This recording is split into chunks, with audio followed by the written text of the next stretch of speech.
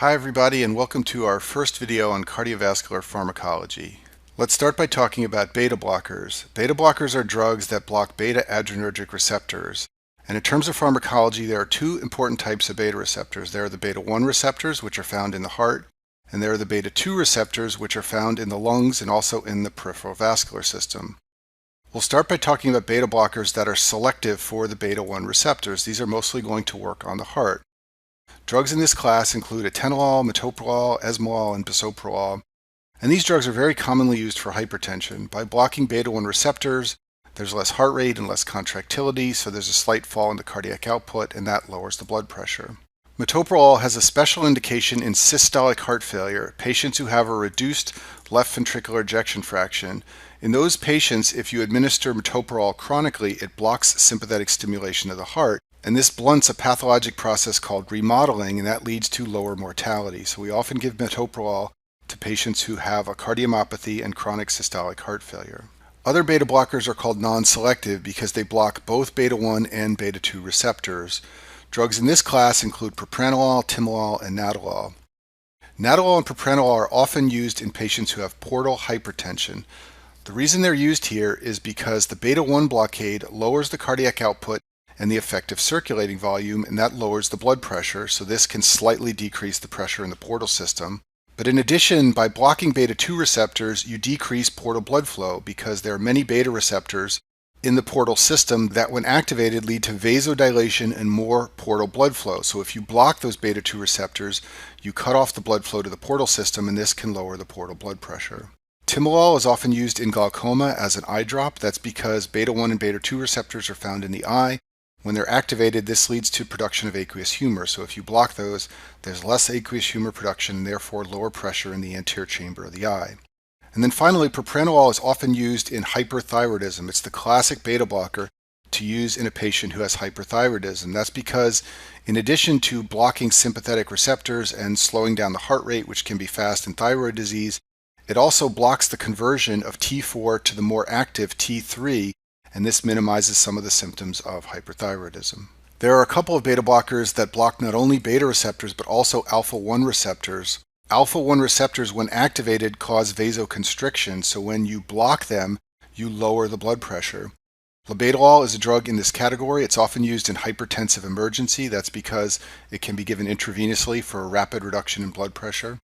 Carvedilol is another drug in this class. It's used just like metoprolol in systolic heart failure. It blocks sympathetic stimulation of the heart, and it's been shown in clinical trials to decrease the rate of remodeling and reduce mortality. Let's talk about the side effects of beta blockers. Beta blockers are famous for causing fatigue, erectile dysfunction, and depression. In actual practice, these side effects are relatively uncommon. These side effects were originally described with older beta blockers like propranolol, and the newer beta blockers cause far less fatigue, erectile dysfunction, and depression. Beta blockers can cause a very mild hyperlipidemia. Usually it's an increase in triglycerides and a small decrease in HDL. And the effect varies with different beta blockers. And this is really only important in people who have very severe hyperlipidemia. In those patients, you sometimes need to be aware of beta blockers. We use beta blockers all the time in diabetics, but classically it is taught that you need to be careful administering beta blockers to patients with diabetes. There are two reasons for this.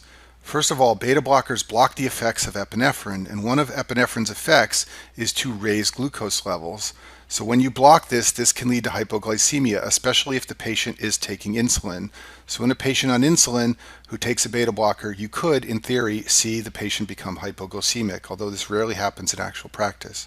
Also, beta blockers block the effects of the sympathetic nervous system, and if people with diabetes take too much insulin and become hypoglycemic, they may be unaware of this. That's because they won't have the usual sweating and tachycardia that you would see from hypoglycemia. So beta blockers are said to mask the symptoms of hypoglycemia. So potentially a patient could get hypoglycemia, not sense it because they're on a beta blocker, and then have a seizure from hypoglycemia. Once again, this rarely happens in clinical practice, but this is something you need to be aware of, especially for board exams. Besides diabetes, there are some other clinical situations where you have to be cautious with beta blockers. One of them is asthma and COPD. So beta 2 receptors in the lungs cause bronchodilation, so if you block them, you can cause bronchoconstriction, and in theory, you can cause a flare of asthma or COPD. You can cause a worsening of the symptoms. Often nowadays we use beta-1 selective beta blockers like metoprolol. These are said to be cardioselective, and usually the effects on the lungs are minimal. And in general, we give beta blockers to lots of patients with asthma and COPD. You also shouldn't give beta blockers to patients who have decompensated heart failure. That's because when you block the beta-1 receptors in the heart, you lower the cardiac output, and that makes their symptoms worse. Now, having said this, we commonly give beta blockers to patients with compensated heart failure, and the key word is compensated. So once patients are out of the acute phase of heart failure, they're no longer dyspneic, they no longer have pulmonary edema, we give them beta blockers for the long term because they have a mortality benefit. But we generally avoid these when the heart failure is decompensated, meaning the patient is sick and in the hospital with pulmonary edema and symptoms of heart failure. You can overdose on beta blockers. Usually this occurs in elderly patients who accidentally take too much of the wrong medication. This leads to depression of myocardial contractility and shock. These patients will present with hypotension as well as bradycardia and even sometimes AV block, because by blocking the receptors in the AV node, you can cause various forms of AV block. And the treatment, and you always want to know this for your boards, this always comes up on the boards, is glucagon. So you may be wondering why glucagon is used. The reason is because it activates beta receptors at a different site from norepinephrine. Basically, it gets around the block of the beta receptors caused by beta blocker overdose. And this can increase the heart rate and increase contractility, and you can administer glucagon until the beta blocker overdose is washed out of the system. Next, let's talk about calcium channel blockers. There are three major classes of calcium channel blockers or calcium antagonists. The first group are the dihydropyridines, and drugs in this class are drugs like amlodipine. The other two groups are usually referred to as non-dihydropyridines because they have similar effects, but their technical names are phenylalkylamines like verapamil and benzothiazepines like diltiazem. And all calcium channel blockers can function as vasodilators if they cause smooth muscle relaxation in the peripheral vasculature, or they can function as negative chronotropes and inotropes if they block the entry of calcium into myocytes in the heart. So the dihydropyridines like nifedipine and amlodipine are predominantly vasodilators. Their major clinical effect is to relax vascular smooth muscle and cause a fall in peripheral vascular resistance, and this leads to a drop in BP, and we'll talk in a minute about how these drugs are often used for hypertension. The non-dihydropyridine drugs like verapamil and diltiazem predominantly affect the heart, so they have effects that are similar to beta-1 blockers. Their main clinical effect is to lower the heart rate and lower contractility. Another way to think about this is that the vascular smooth muscle effects are greatest with nifedipine and lowest with the other types of drugs. The heart rate contractility effects are greatest with verapamil and diltiazem and least with nifedipine and the dihydropyridines. So as I just mentioned, the dihydropyridines like amlodipine and nifedipine are great drugs to use for hypertension. This class is one of Dr. Ryan's favorite drugs to use for hypertension because they are very effective and most patients have no side effects. Some patients will develop flushing, headache, or hypotension. These effects are all mediated by the peripheral vasodilation. And then the one special side effect of calcium channel blockers that are dihydropyridines you need to know about is edema. These drugs cause vasodilation of the pre-capillary arterioles. And what that means is they allow the capillaries to be flooded with fluid, and this can potentially lead to edema. And this would present with lower extremity edema just like what's shown in this picture here. Most patients don't develop this complication on lower dosages, and when they do develop it, it's not serious or life-threatening, but it can be a nuisance. The non-dihydropyridine calcium channel blockers like verapamil and diltiazem can also be used in hypertension. They have effects similar to beta blockers, and they lower the cardiac output and lower the blood pressure. But because they affect the heart, in addition to hypertension, they can be used in some forms of heart disease. So we often use these drugs in patients who have arrhythmias like atrial fibrillation to slow down the heart rate. You can also use them in patients who have stable angina. They will lower the myocardial oxygen demand and improve exercise tolerance. Because these drugs affect the heart, you have to always remember that they are negative inotropes, and therefore they are generally contraindicated in patients with systolic heart failure. We don't want to drop the cardiac output any further in a patient with systolic heart failure, and these drugs have no special benefit in systolic heart failure, so there's generally no reason to use them in that circumstance. Let's talk about other side effects of calcium channel blockers. All of these drugs can potentially cause constipation. That's because they block calcium receptors in the GI tract, and that can lead to decreased motility. This is most commonly seen with verapamil. And then a very rare side effect, but one that's high yield to know for your boards, is hyperprolactinemia. This occurs with verapamil, and it can happen because verapamil blocks calcium channels in the central nervous system, and this can decrease dopamine release. And dopamine normally suppresses prolactin secretion, so when you decrease dopamine release, prolactin secretion goes up, and this can potentially cause symptoms of hyperprolactinemia. So this can lead to galactorrhea in men and women. It can also lead to hypogonadism. In men, this will present as decreased libido or impotence. In premenopausal women, it can present as irregular menses. Gingival hyperplasia is a very rare side effect of calcium channel blockers. It's been described with all types of calcium channel blockers. It's also been described in patients taking phenytoin, which is an anti-seizure drug, and cyclosporin, which is an immunosuppressant. And the gingiva are the gums, so if you look at this person on the screen, he's got hyperplasia of his gums. That's gingival hyperplasia. For the remainder of this video, I'm going to talk about antiarrhythmic drugs, and before I do that, I want to review the Vaughan-Williams classification system for antiarrhythmic drugs, because this is how these drugs are described. So this classification system breaks down antiarrhythmic drugs by the way they affect the cardiac action potential. So the class 1 drugs all affect sodium channels. The class 2 drugs are beta blockers, which we've already discussed. The class 3 drugs affect potassium channels, and finally the class 4 drugs are calcium channel blockers.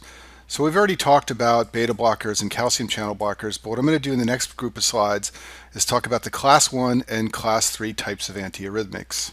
Let's start by talking about amiodarone. Amiodarone is a class 3 antiarrhythmic, and like all class 3 antiarrhythmic drugs, it blocks potassium channels in myocytes. And anytime you block potassium channels in myocytes, you can prolong the QT interval on the EKG. To understand this better, let's look at my drawing on the top right side of the screen here. In black is a normal cardiac action potential. In blue is the way the action potential changes in patients taking amiodarone.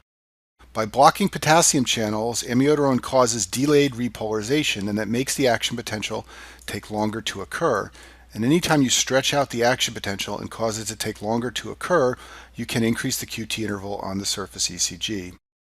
In addition to class 3 effects, amiodarone is special because it does have some effects like class 1 drugs, which block sodium channels, and like class 2 and 4 drugs, which are beta blockers and calcium blockers.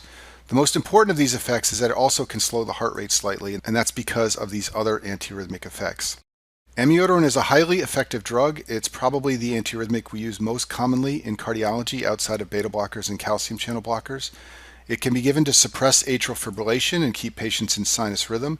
It can also be given to suppress ventricular tachycardia in patients who have malignant ventricular tachycardia. Amiodarone is highly lipid soluble, so it accumulates everywhere in the body, in the liver, in the lungs, in the skin, and other tissues. And if you know this, it's an easy way to remember that amiodarone has lots of side effects in different organ systems. The half-life is about 58 days, so in a patient on amiodarone, if you stop the drug, the amiodarone effects will persist for a long time. One good thing, however, is that it has biliary excretion, so it is safe in renal disease, and many patients with arrhythmias have kidney disease, so this is a good feature of amiodarone. Amiodarone has lots of side effects that you will read about related to accumulation of the drug.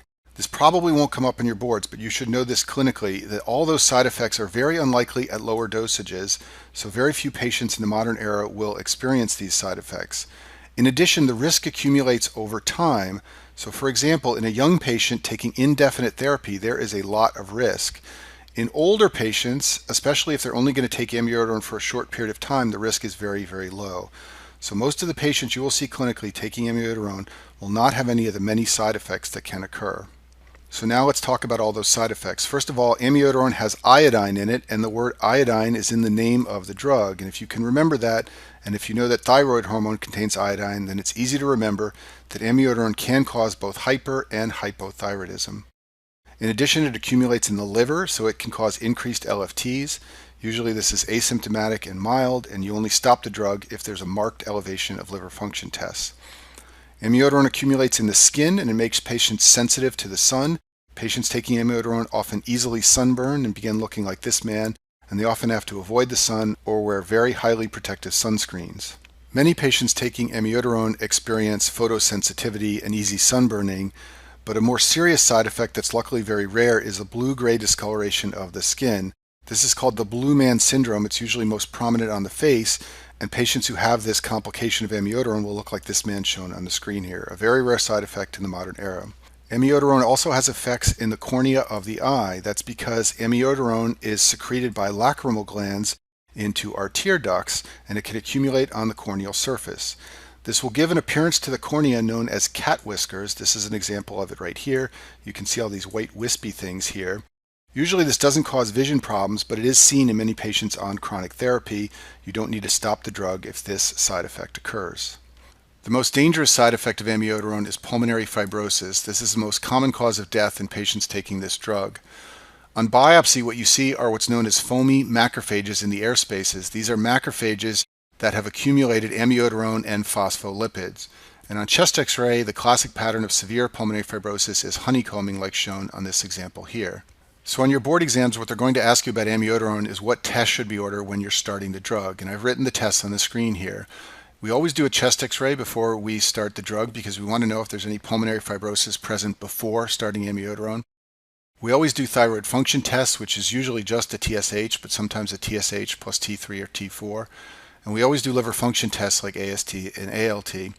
Sometimes we do pulmonary function tests, not always, but you can do these to establish a baseline, which you can use for comparison later on if the patient develops potential pulmonary fibrosis.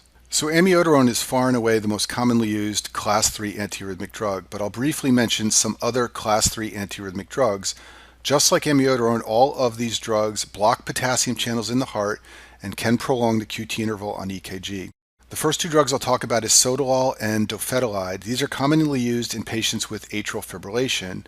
So for example, in a patient who has recurrent episodes of symptomatic atrial fibrillation, we will start sotalol or dofetilide. Then the patient will undergo a cardioversion to restore sinus rhythm, and because they're taking these drugs, the sinus rhythm will persist. And that's the benefit of these drugs. They suppress atrial fibrillation. And this is also the way we use some other antiarrhythmics like amiodarone, propafenone, and flecainide. Same idea in atrial fibrillation. You cardiovert the patient after they've been loaded with the drug, and the drug keeps them from reverting to atrial fibrillation. Ibutylide is also a class 3 antiarrhythmic drug. It's given intravenously, and it has a short half-life. And ibutylide can be used for chemical cardioversion. So when a patient has atrial fibrillation, like shown on the left side of the screen here, and you want to restore sinus rhythm, there are two ways to do this. You can give the patient anesthesia and administer a shock, and that will cause the patient to go into sinus rhythm. That's called an electrical cardioversion. But an alternative is to administer ibutylide. You don't have to give any sedation, and many patients will convert after ibutylide from atrial fibrillation to sinus rhythm. The downside here is that this can cause arrhythmias like torsade de Pointes. So that's a nice segue into torsade de Pointes. So all the class 3 antiarrhythmic drugs prolong the QT interval. And if your QT interval gets prolonged, you're at risk for a special form of ventricular tachycardia called torsade de Pointes. It gets this name because the QRS complexes go from bigger to smaller to bigger, and this was thought to look like a twisting of the points, and that's what torsade de Pointes means. This is a life-threatening complication of class 3 antiarrhythmic drugs. Of the class 3 drugs, amiodarone is the least likely to cause torsade de Pointes, and that's why it's used much more commonly than the other drugs in this class. Back to this slide of the Vaughan-Williams classification system. Now we're going to talk about the class 1 antiarrhythmic drugs. All of these drugs block sodium channels, but they are subdivided into class 1A, 1B, and 1C drugs because even though they all block sodium channels, the different subgroups have slightly different effects on the cardiac action potential. This slide shows the effects on the resting action potential in the heart of the different groups of class 1 drugs. So let's talk about this now. So this portion of the action potential here is depolarization of myocytes, and that's mediated by sodium channels. This portion here is repolarization, and that's mediated by potassium channels. So I've cleared away my ink, and I'm showing you here in blue a normal action potential, and in red the action potential after exposure to one of the sodium channel blocking class 1 drugs. The class 1A drugs cause depolarization to take longer to occur. Anytime you do that, the QRS interval can prolong on EKG. They also cause repolarization to take longer to occur, so just like the class 3 drugs we already talked about, class 1A drugs can prolong the QT interval.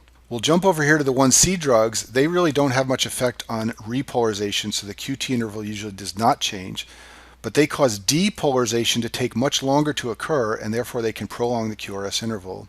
And then the 1B drugs are kind of funny drugs. They generally have no major effect on the QRS interval, and they can actually slightly decrease the QT interval. All right, so let's talk about the class 1A drugs first. The major drugs in this class are quinidine and procainamide. And if you remember the action potential here, both of these drugs cause the depolarization to take longer to occur, so that can prolong the QRS interval. And they cause repolarization to take longer to occur, and that can prolong the QT interval. The second effect is because in addition to blocking sodium channels, they have some impact on potassium outflow from myocytes. Quinidine is an oral drug. It can be given to patients to reduce the recurrence rate of atrial fibrillation. It's associated with an increase in mortality, so we rarely use it in the modern era except under very special circumstances. Procainamide is usually given as an intravenous drug, and it slows conduction in accessory pathways in patients with WPW. This is its major use. So in patients who have arrhythmias associated with the Wolff-Parkinson-White syndrome and bypass tracts, procainamide is often the drug that we use, and that's what you want to remember about it for your exams. Another famous feature of procainamide is that if you give it in oral form for prolonged periods of time, it's associated with drug-induced lupus. Other drugs that can cause drug-induced lupus are isoniazid, used to treat tuberculosis, hydralazine, which is a hypertension drug, and procainamide, which we're talking about now. So what happens when patients get drug-induced lupus is they present with a rash, arthritis, and anemia, and they can have positive anti-nuclear antibodies, so this will look like a case of lupus. A special feature, however, that makes drug-induced lupus different from regular lupus is that antihistone antibodies are only seen in drug-induced lupus. So those will be positive in a patient taking procainamide who develops this complication. And all these symptoms of drug-induced lupus resolve when you stop the drug. The class 1B drugs that are important are lidocaine and mexiletine.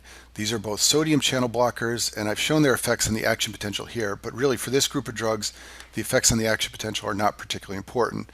What is important to know about these drugs is that they like to bind sodium channels in the depolarized state. So when are there lots of myocytes in the depolarized state? Well, it turns out that that's when there is ischemia. This leads to more depolarized myocytes.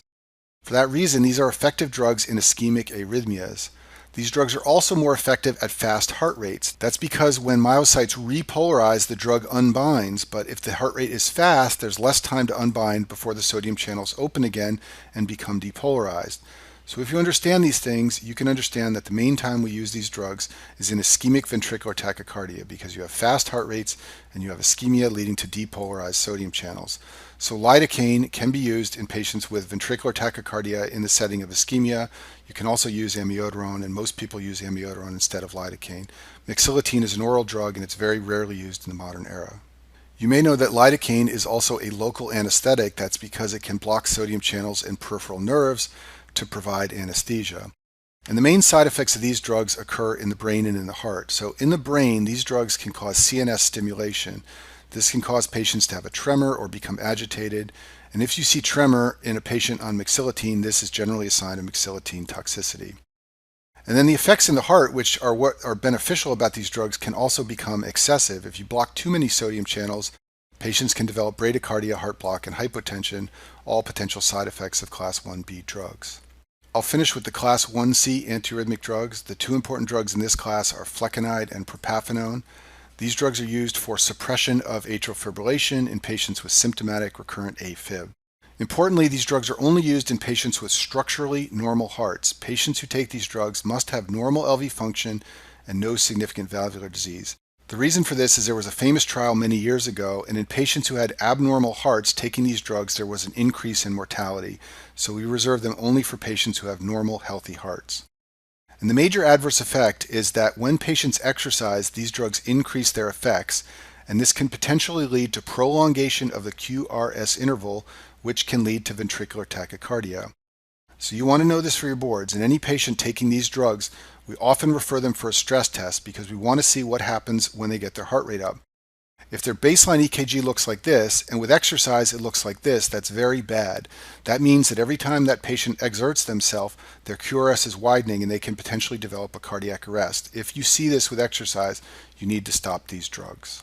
So I'll finish with just a general point about antiarrhythmic drugs. The class 1 agents, the sodium channel blockers, and the class 3 agents, the potassium channel blockers, have all been associated with increased mortality in a number of trials.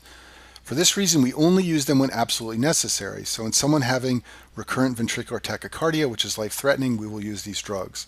In someone with highly symptomatic recurrent atrial fibrillation, we will use these drugs. But we never use them for benign things like PACs or PVCs, and this is something they're going to ask you on your board exams. If they describe a patient who has PVCs on the monitor, you don't want to give them one of these drugs because you will increase the likelihood that that patient will die, and PVCs are generally benign. And that concludes our first video on cardiovascular pharmacology.